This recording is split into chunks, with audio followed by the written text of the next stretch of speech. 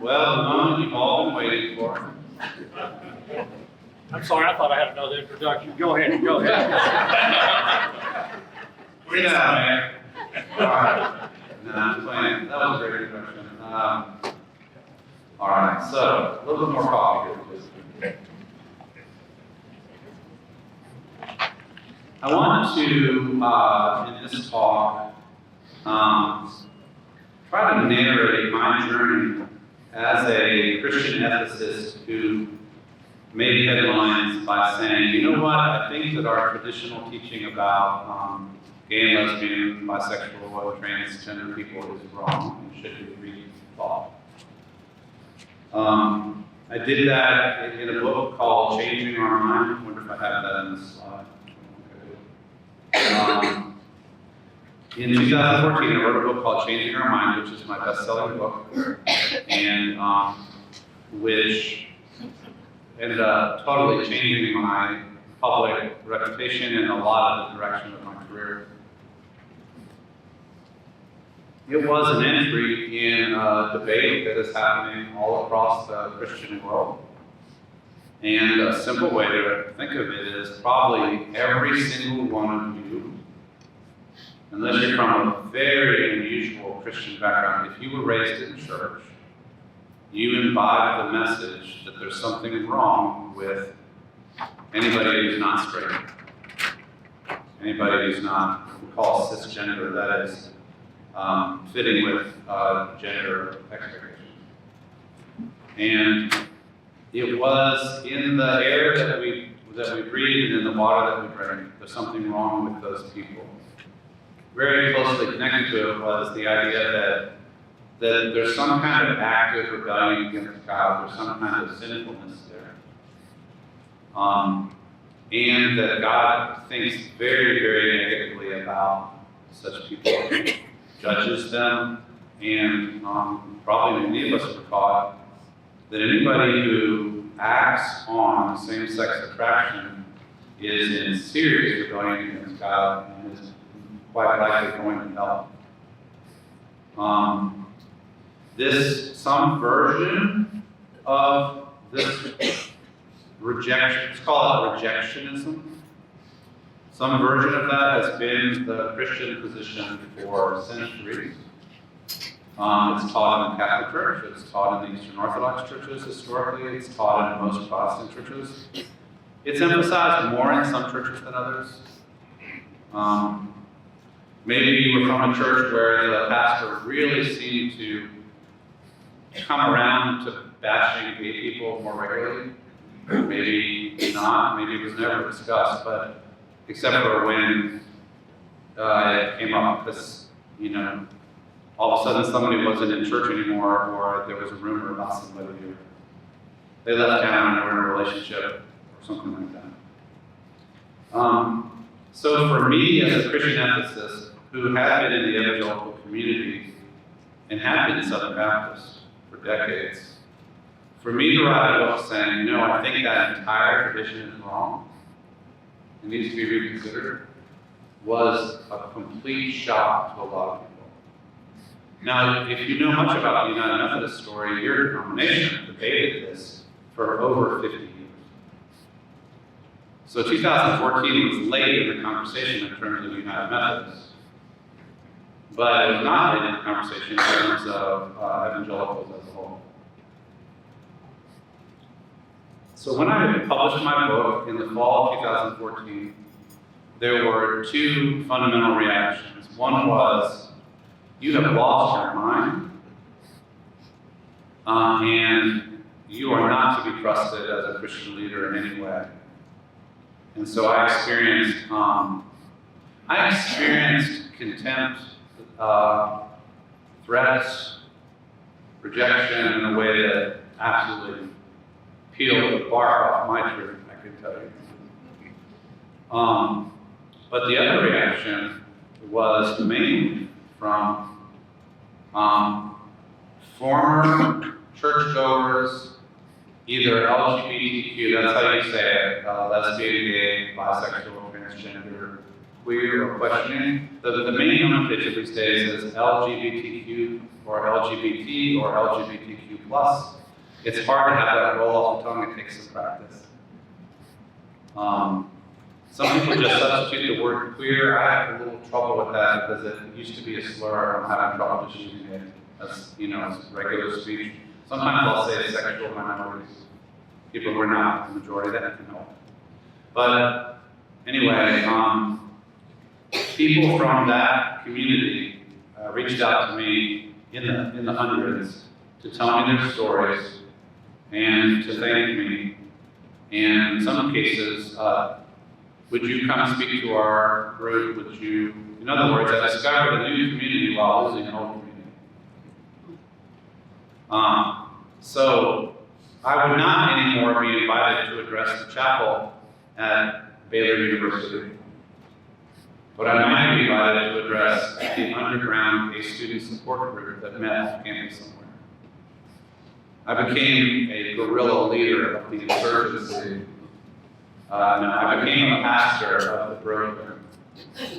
I remember one time I was invited to Grand Rapids. Grand Rapids, Michigan is historically a home of a number of Dutch immigrants, and the Dutch Reformed tradition has a lot of outposts there, churches as well as publishing houses. So Grand Rapids and Holland, Michigan are kind of a significant religious place that I visited a number of times.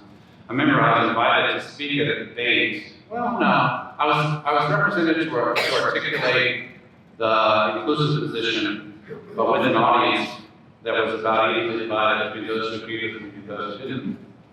And so I did that, and I was tense and miserable, all things, right? But what was special was beforehand, I was invited to sit in the youth area with all the old broken down couches and chairs and stuff. And to meet with the teenagers and the college students and mainly the LGBTQ kids. They were not interested in mainly hearing a formal debate about themselves. They were interested in meeting me and talking about their story. They were interested in being treated as human beings by somebody who recognized their community and who had already decided not to debate them about whether they were okay. There is a massive pastoral need for such recognized Christian leaders who will offer that kind of acceptance of God's rainbow children. So in this talk, I kind of tell the story of how I got there. And so I'll just mainly hit the high points, and then I want you to have a chance to ask me questions.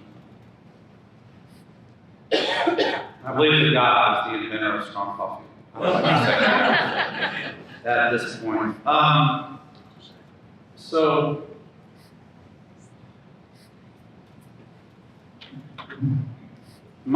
the way, where I presented this talk for the first time was at the Evangelical Eastern University in Philadelphia. And where I was invited in 2015 to speak to their chapel, their required chapel, hundreds and hundreds and hundreds of people, plus the faculty, staff, administrators. And eventually Eastern University decided to take an inclusive posture as a university. One of the few historically evangelical schools to do so. So I'm pretty proud. And so I'm looking at the notes that I said to them that day, and I'm going to look at them for you.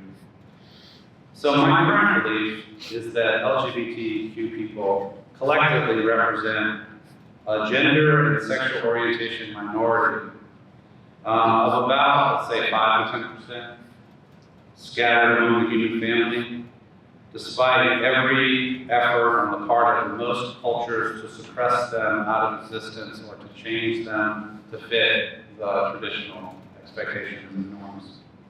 In fact, there's a great psychology textbook by one of these Dutch Reformed people. His name is David Myers out of Hope College. He says, 2 things are true.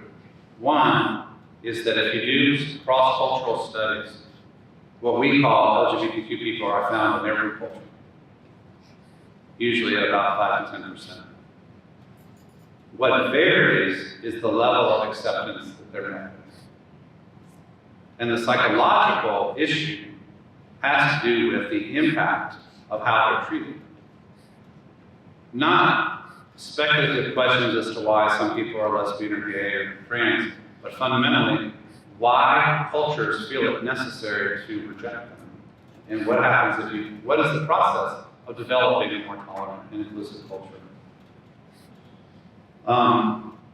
It took me a while to get here, but I finally concluded in 2014 that the situation facing LGBTQ people is fairly parallel to the situation facing other minorities historically that have been rejected or subjugated or discriminated against on the basis of, some criteria that is seen as problematic about them. One way to think about it is how we frame and name reality when it comes to sexuality and gender creates the conditions within which these minorities live. So, for example, if the way we describe reality is God created a world where everybody is straight. Anybody who is not straight is in rebellion against God. Therefore, if your child comes to you and says that they might be gay, your responsibility as a parent is to try to cure them, to convert them, to repair them, to change them. Many, many, many millions, one might say billions of people live in that framed reality. So that the predictable consequence is when the child says, the vulnerable child of 13 or 12 or 16 says, Mom, Dad, I think I might be lesbian. And the answer is, I need to really now begin to try to cure you, repair you, change you. It is that causes the harm. So I'm asking Christians to frame reality in a different way. The way I'm asking Christians to frame reality is that part of the diversity of humanity, we've got racial diversity, we've got linguistic diversity, we've got religious diversity. Part of the diversity of humanity turns out to be sexual orientation diversity and gender identity diversity. What we've learned to do with most other kinds of diversity is to accept that diversity happens. Diversity is real. And in fact, even the diversity enriches the human family. We're not monochrome, we're not just the same, we are different, and in our difference, we are interesting. I think the same thing is true about lesbian and gay and bisexual transgender people. They're just different. Still human, different in these ways. And so that the moral call of God for Christians is to actively include and welcome those who are different in this way without any further discrimination or stigma or rejection. And it takes a rethinking and a retraining process to get there that you might say it's easy if you try. And once you get there, there's really no going back because the results are so much better. When we learn to accept, that's Sally, and that's, Billy, and they're just who they are, and we're going to love them for who they are just as we would love you for who you are, and we're no longer going to make life more difficult than it needs to be, and we're going to look to provide whatever resources are necessary for them to flourish as who they are. When that becomes the result for families and for churches, then it bears good fruit, lives that can flourish. On the other hand, when we keep the old framing of reality, there's something wrong with you, we need to fix you, we need to cure you, we need to punish you, it creates a considerable amount of harm. So, I also believe that ultimately, the church for decades tried a variety of pathway moves, like, we welcome you, but we don't affirm you. Or, we're just glad to have you as a member, but we could never let you be a Sunday school teacher. Or maybe we're glad to welcome you, but you can't work with the children. In other words, every halfway measure ended up being hurtful because, in terms of the principle of the golden rule, do to others as you would have them do to you, if you were welcomed into a church on that basis, how would you feel? Charlie, we're glad to have you as a member, but you can't teach the children. How would that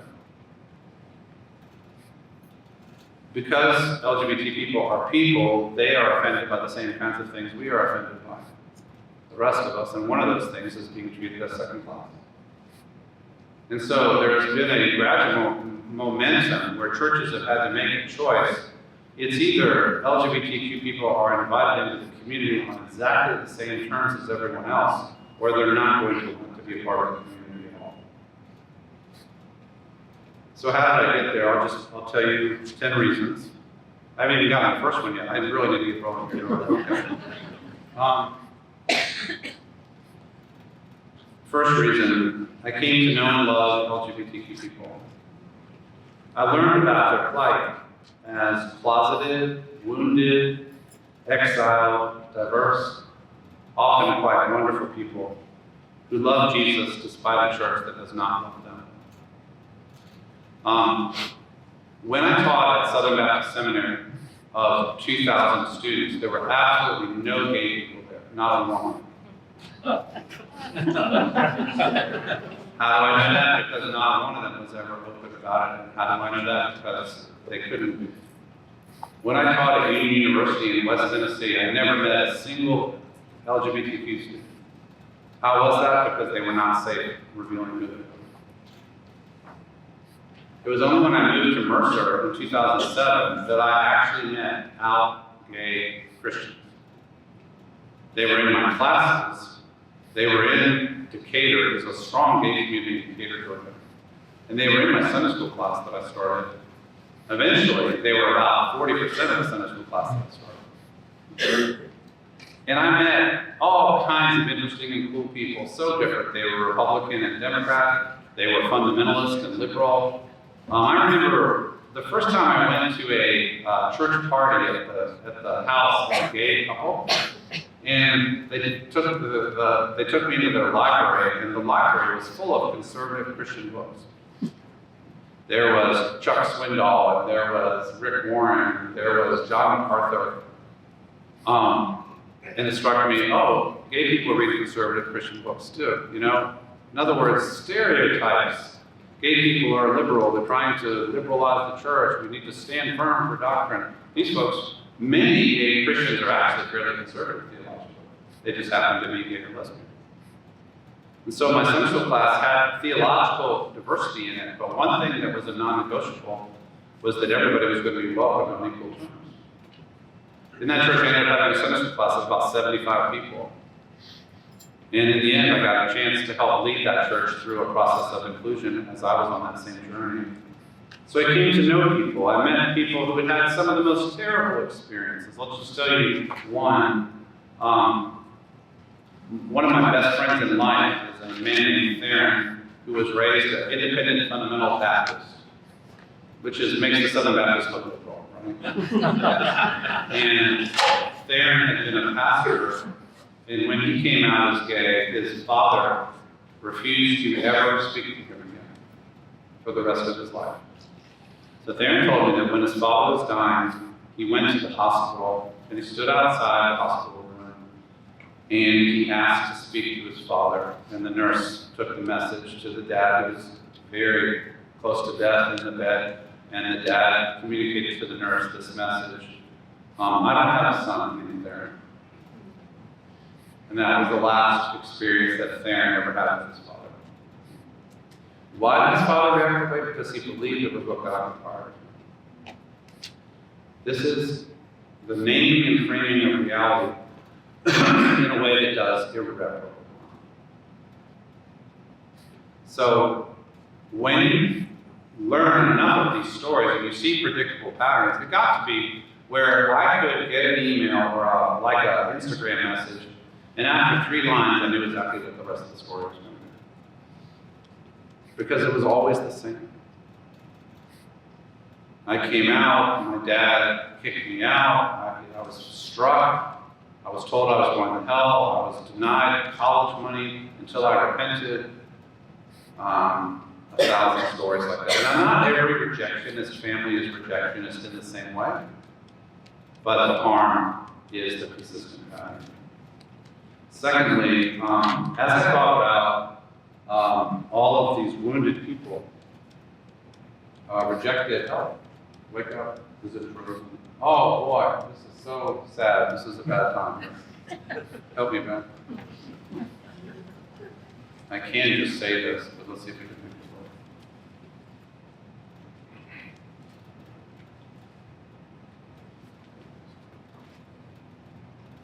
this work. Okay, let me just talk a little bit. That's fine. Secondly, I became reminded of my core understanding of the gospel of Jesus. When I joined that Southern Baptist church, they said, here's the most important verse. For God so loved the world. Remember that one? That he gave his only begotten Son, that whoever believes in him may not perish but have eternal life. It became clear to me that this anti-gay animus was an anti-gospel force. That one of the most predictable paths to drive people away from God, away from Jesus, and away from church was to be rejected by Christians. So if I felt like if I wanted to be pro-gospel, I needed to be supportive of LGBTQ people. Thirdly, I took seriously the growing gap between increasing cultural acceptance of LGBTQ people and Christians digging in their heels and saying, this we cannot do.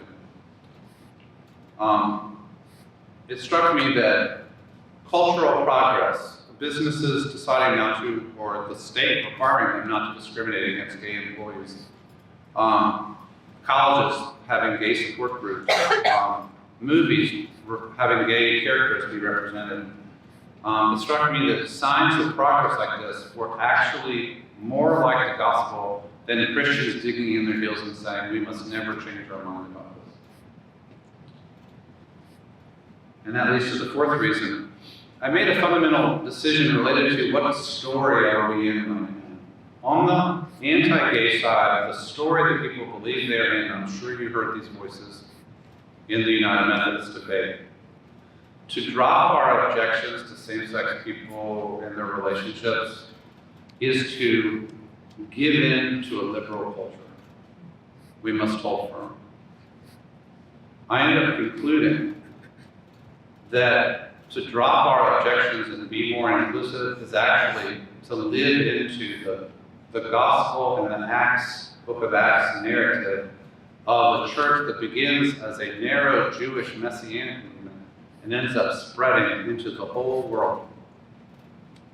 A movement of more inclusive community. In other words, if the church is more inclusive, it's not because we're giving into liberal culture. It's because we're embracing the gospel's reach, just like the early church wanted to do. In going from a Jewish movement to a Jewish and Gentile movement. It's Peter learning in Acts 10 that God even saves Gentiles. Fifth, I began to feel terribly repentant about the fact that over a 20-year career, I had contributed to harm by teaching the traditional position. And sometimes the way this happened was people would reach out to me. This happened actually before I wrote my book. People would reach out to me. I remember hearing from a Union University student who said, Dr. Gushee, you were my favorite professor. I loved taking your classes, except for when you talked about homosexuality, in which, when you did that, you hurt me and you hurt everybody around me who was gay, and they were all closeted, as was I. I remember I visited with this student in Boston after I wrote my book, and we enjoyed a lovely time of tearful storytelling and connecting. I learned that at Union, as there is at every place, there had been an underground LGBTQ community afraid to come out, afraid to make themselves known, paying very close attention to whether they had any friends in that community. I realized I wrote a textbook, Kingdom Ethics, that in its first edition had the traditional teaching. I remember there was just to say there were occasions in which every year I taught the ethics intro class, and for one session I talked about this. I ended up feeling really bad about that, and I felt like I had not adequately cared for all the members of the community that I was teaching, and I determined that it was time for a change. 6, I then embarked on a study of the 6 passages that everyone knows teach anti-gay doctrine. I concluded that it really came down to 2 fundamental passages, Genesis 1 and 2 and Romans 1. And one main theme, the theme of how God created the world. It's called the creation order theme. The other 4 passages are incidental legislative passages mainly. It really comes down to this, and this makes sense. It's encapsulated whenever anybody says, God created Adam and Eve, not Adam and Steve. That old slogan communicates a deeper uneasiness that the God of the universe created a world in which there's only 2 genders and they are only to do with each other. I thought if I did not tackle that issue, I could not myself get over the theological concern. And after, this is 7, after considerable wrestling with this issue, I really wrestled with it, prayed over it, read about it, thought about it. I concluded that the divine creation order theme reflects the majority pattern in human life. In other words, most people are more like Adam and Eve and are attracted across Adam and Eve, male-female lines. But that also, there have always been people who don't fit that paradigm. That we should not ask the book of Genesis to resolve every issue, especially if reality demonstrates repeatedly that not everybody fits the paradigm. Some people don't fit the Adam and Eve and Adam plus Eve paradigm. Some people are just wired differently. And it also then made me think about all the other times in which the Genesis story was misread. For example, there can't be a theory of evolution because it says 6 days. The earth can't be old because it says, etc. In general, when we try to turn Genesis 1 and 2 into definitive science, we make really bad decisions. 8, I started taking seriously Genesis 3, which really talks about the introduction of brokenness into the world. And I concluded that every human being is in some way both beautiful and broken in our gender identity and in our sexuality. And that God's provision for both our potential and our brokenness is covenant love. In other words, we're all made for relationship, often for sexual expression, for interdependence with another person, for the creation of ties that will last a lifetime. This is part of being human, but we're also fickle, frail, irritable, difficult. And the provision that the Bible makes for building and sustaining relationships is the concept of covenant love and commitment. And the institution that goes with that is marriage. And so I concluded that everybody who wants to express their creaturely, relational, interdependence-seeking, sexual, expressive self ought to be able to seek such a relationship with the church's blessing in terms of who they are, not in terms of who we wish they would be. Did you know that there are many, many, many thousands of people who have married opposite sex partners even though they knew they were gay? You may have had somebody like this in your family. Because they only had that option, that's what they did. I can't tell you how many people I've heard from at about the age of 50 saying, I married a woman because that was the option available to me, but I've known I was gay since I was 16. What do I do now? Isn't it better to allow people to marry that for which they were made, as opposed to that for which we tell them they should have been made? This is why I think that actually supporting gay marriage is in keeping with the theology of creation, which is People ought to be able to look for a partner for whom they were made, not for whom we wish they had been made. Remember when God brings all the different creatures to Adam, and it says, not a suitable partner was found. And then God brings Eve, and he says, at last, bone of my bone and flesh of my flesh. For a 5% of the population or so, the bone of bone, flesh of flesh partner is going to be somebody of the same sex, not the opposite sex. And our Christian response should be to say, we will bless your covenant commitment on the same terms that we bless the other people over here who are opposite sex. And we will expect the same level of commitment from you. And we will bless everybody who wants to marry on the same terms. Finally, I dealt with the Romans 1 passage that is so negative, and I concluded from a contextual study that it looks like what Paul is doing in Romans 1 is saying, listen, everybody needs Jesus because everybody's wretched and sinful. Let's talk about the wretched sins of the Gentile world. And unfortunately, he put same-sex activity in there, which appears to be, at least in part, because in Rome, same-sex activity was primarily abusive, adult male exploitation of younger boys.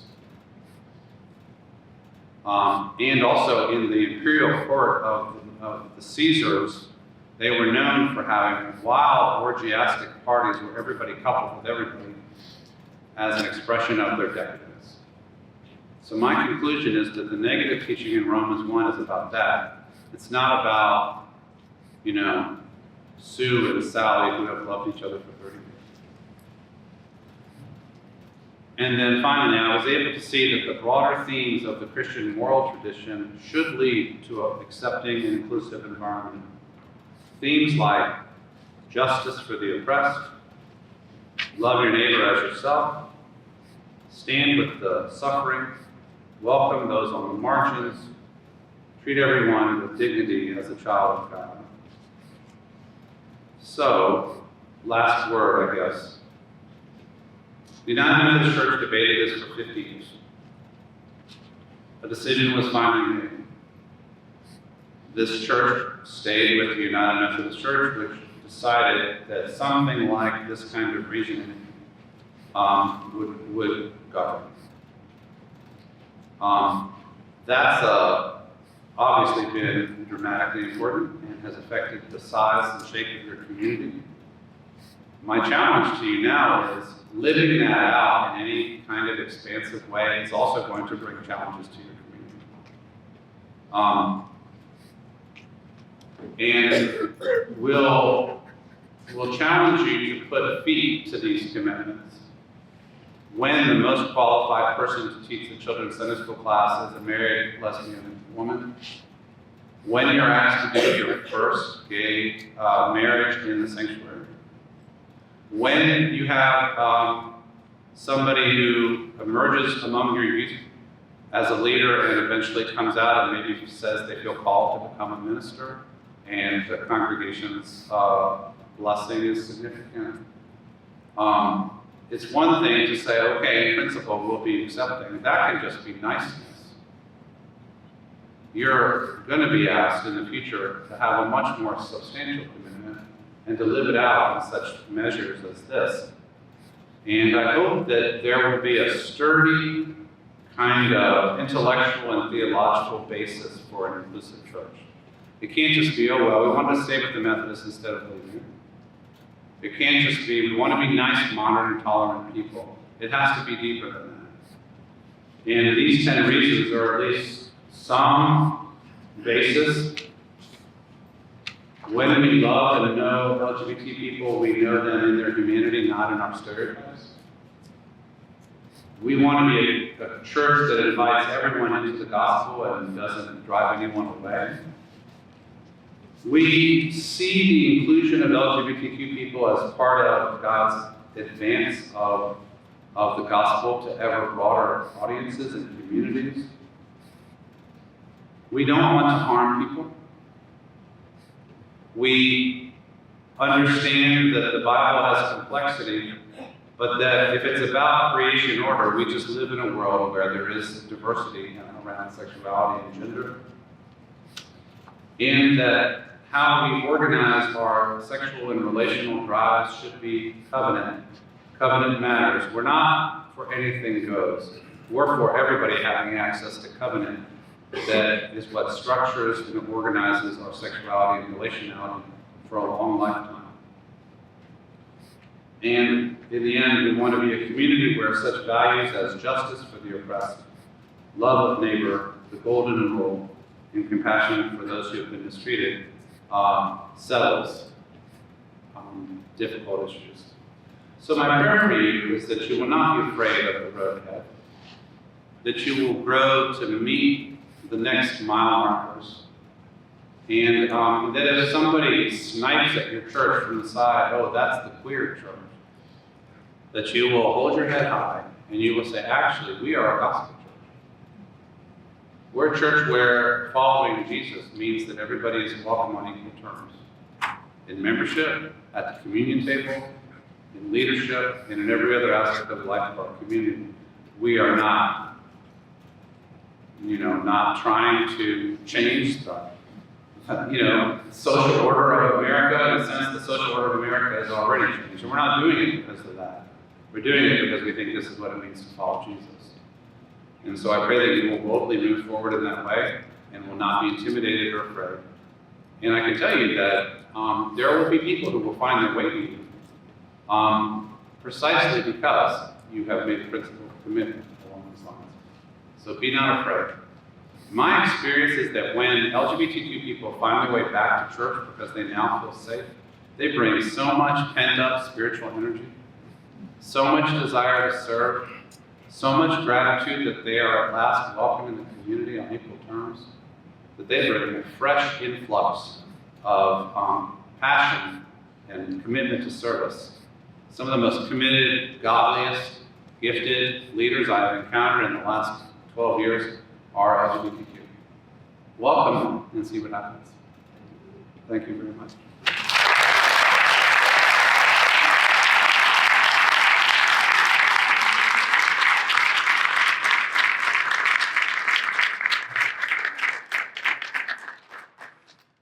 So, 5 to 10 minutes of questions, and then, by the way, you guys are amazing. Like, here you are. It's dark. I've been doing this for months, it seems. So, if you have any questions, I know this is difficult, and feel free to ask questions, whatever they might be. Yeah. Friday night, when we had an opportunity to meet with you at Shipman and Anna Catherine's house, I'm very much in support of all of this, but you phrased something that I hadn't thought about before that I think everybody else here would appreciate is, we all might have visions of what we expect, whether it's our kids, our grandkids, our friends' kids.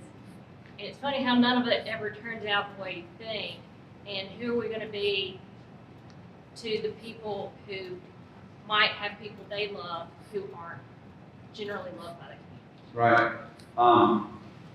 Right. Thanks for bringing it up. I think part of what I've been increasingly drawn into in the last 10 years is working with parents of LGBTQ kids.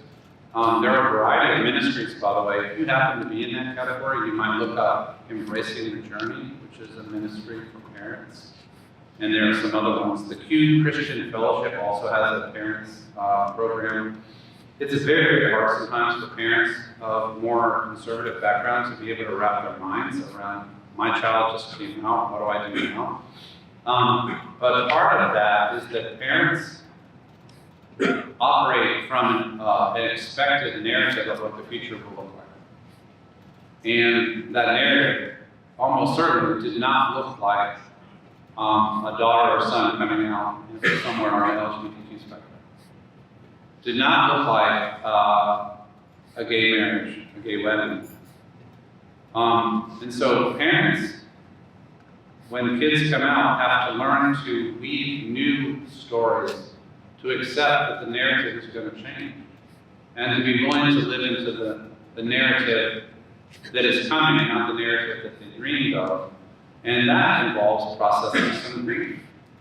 Parents need to be allowed to acknowledge that they're dealing with grief, because the story I thought we were going to be living in with our child is not the story that we're already living in.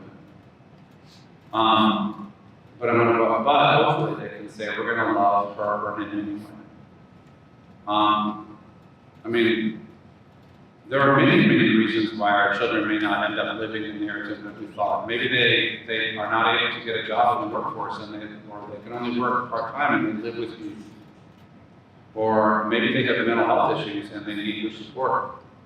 Or maybe they live 6,000 miles away and you almost never get to see them.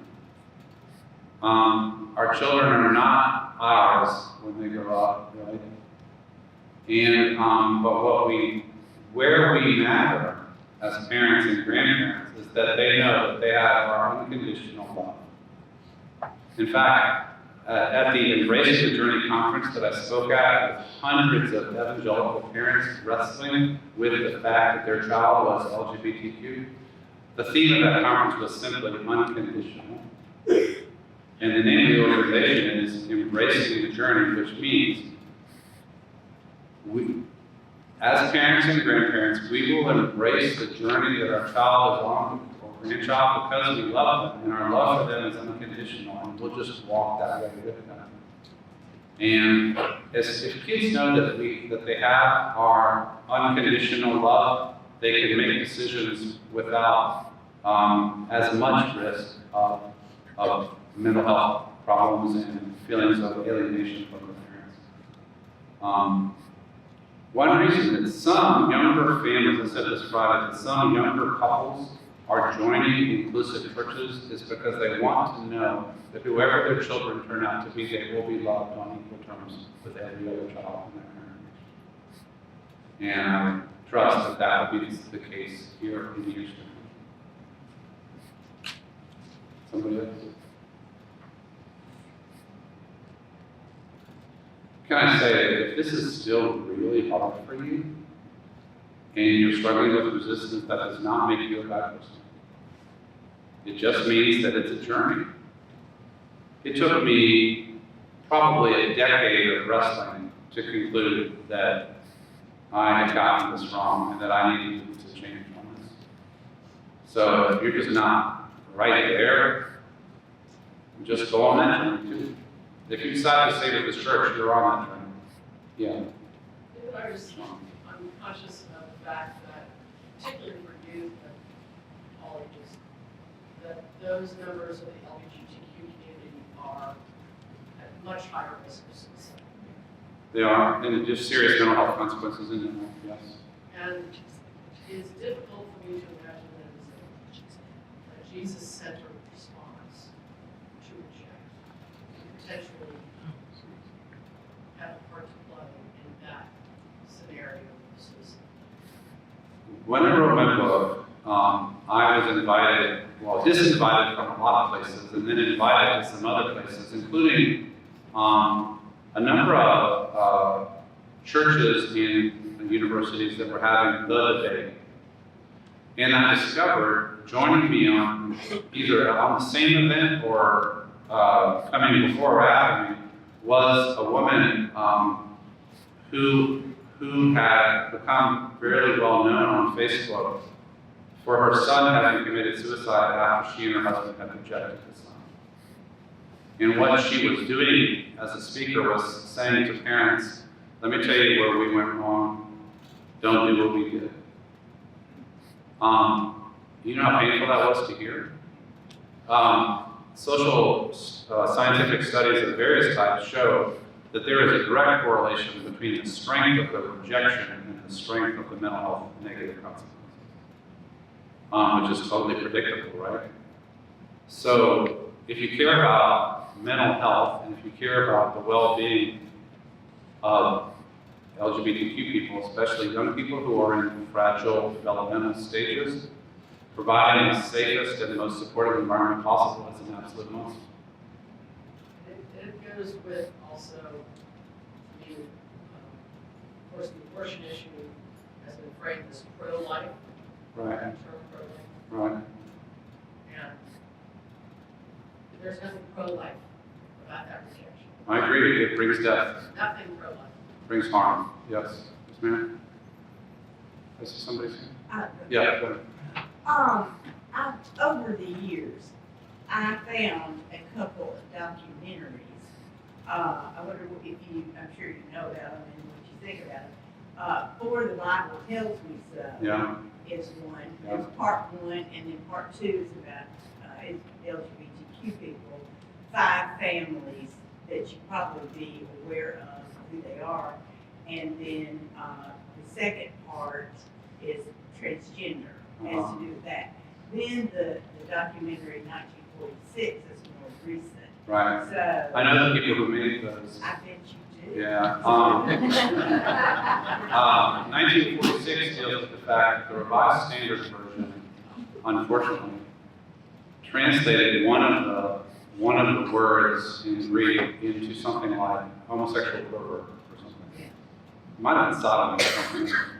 Anyway, that translation itself, a very debatable decision that was overturned later, contributed to the stigmatization of gay people. And For the Bible Tells Me So is a broader storytelling about it's precisely because of this understanding of the Bible that we have. In other words, the fundamental driver of rejection of LGBTQ people is religion. It's religion. It's not, it's a certain understanding of religion. And so that's why people who are attempting to bring change here are fundamentally working at the religious level. Yeah, do I see Andrew? So, again, this is not a consensus issue, but it is an important one. And one thing I have been saying to churches is it is not enough to have a kind of broad, inclusive, Paul-like doctrine. You're going to have to put some feet to that. You might consider a subcommittee that asks, what would we have to do to provide a genuinely supportive environment, especially beginning with the teenagers, and look at best practices there. And so I hope that you'll be proactive in doing that, and do know. This doesn't, when you make this inclusion decision, it doesn't mean that every Sunday the sermon is going to be about inclusion. It means that you've resolved a particularly thorny issue and now you can move on. And I fully trust that that is what this church will do. So, thank you all very much. Go home, eat dinner, don't think about hard things for a while. And I'll see you all tomorrow morning. Thank you all very much.